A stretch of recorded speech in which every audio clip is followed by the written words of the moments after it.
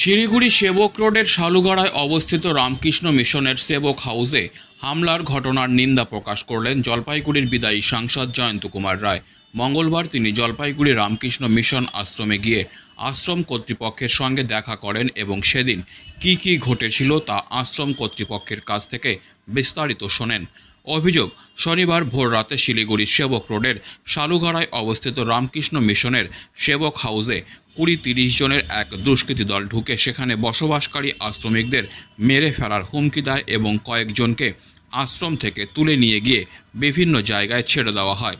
এই ঘটনার তীব্র ভাষায় আক্রমণ করলেন জয়ন্ত কুমার রায়। তিনি বলেন, অভিযুক্তদের দ্রুত গ্রেপ্তার করতে হবে এবং আদালতের মাধ্যমে ঘটনার তদন্ত করা প্রয়োজন বলে জানান বিদায়ী সাংসদ।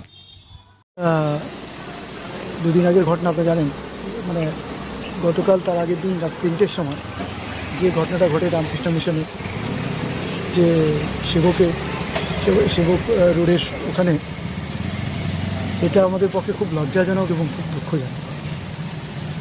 আমাদের রামকৃষ্ণ মিশন আমাদের ভারতবর্ষের, কী বলবো, আমাদের দেশের একটা বড় গৌরবের এবং প্রেস্টিজিয়াস প্রতিষ্ঠান, তার উপর যেভাবে আঘাত এনেছে কিছু দুষ্কৃতিকারী, এর জন্য আমরা যার পর নাই দুঃখিত।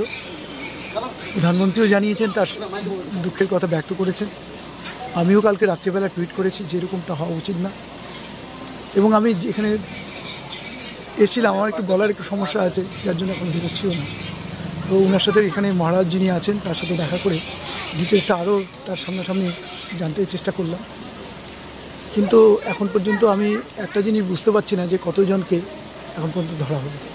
আমি এতজন 30-40 জন দিয়ে রামকৃষ্ণ মিশন, যে মিশনের যেখানে জমি এবং হাইকোর্টের যেখানে একটা ডিসিশন দেওয়া আছে, এতগুলা লোক আক্রমণ করলো, তারপর তাদেরকে এখনও ধরা হয়নি, যেটা শুনতে পাচ্ছি খুবই খুবই খুবই দুঃখজনক। তার মানে কী চলছে আমাদের রাজ্যে?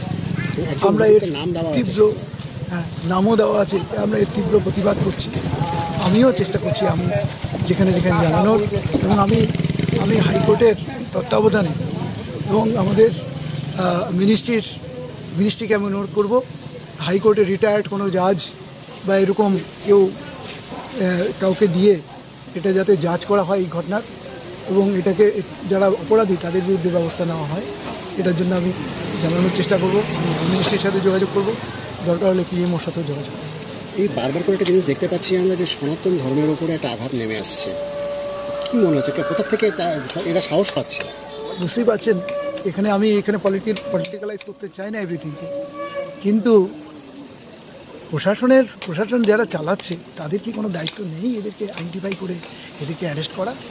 এত সিম্পল, মানে তার মানে যদি আমরা ধরে নিতে পারি, যদি তাহলে এটা ইমপ্লয়েড যে যদি প্রশাসন যদি এর বিরুদ্ধে অ্যাকশন না নেয়, এদেরকে যদি না ধরে যারা কালপ্রিট, তাহলে এটাই প্রমাণিত যে এখানে শাসক দলের নজর আছে। যার বিরুদ্ধে অভিযোগ করেছে বা যার নাম রয়েছে তিনি, জানা যাচ্ছে এর আগেও এই জমি মাফিয়ার সংক্রান্ত বিষয়ে গ্রেপ্তার হয়েছিলেন।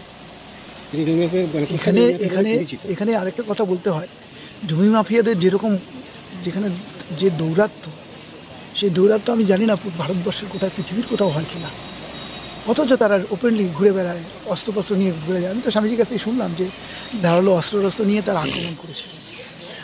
এতগুলো লোক 30-40 জন যেখানে আক্রমণ করলো, তাদেরকে একজনকে আইডেন্টিফাই করা গেল না, যেখানে স্পেসিফিকভাবে একজনের নাম মেনশন করা হয়েছে। তারপরেও আপনি একটা নির্দিষ্ট তদন্ত পদ্ধতির কথা বলছিলেন, কী চাইছেন ওটা?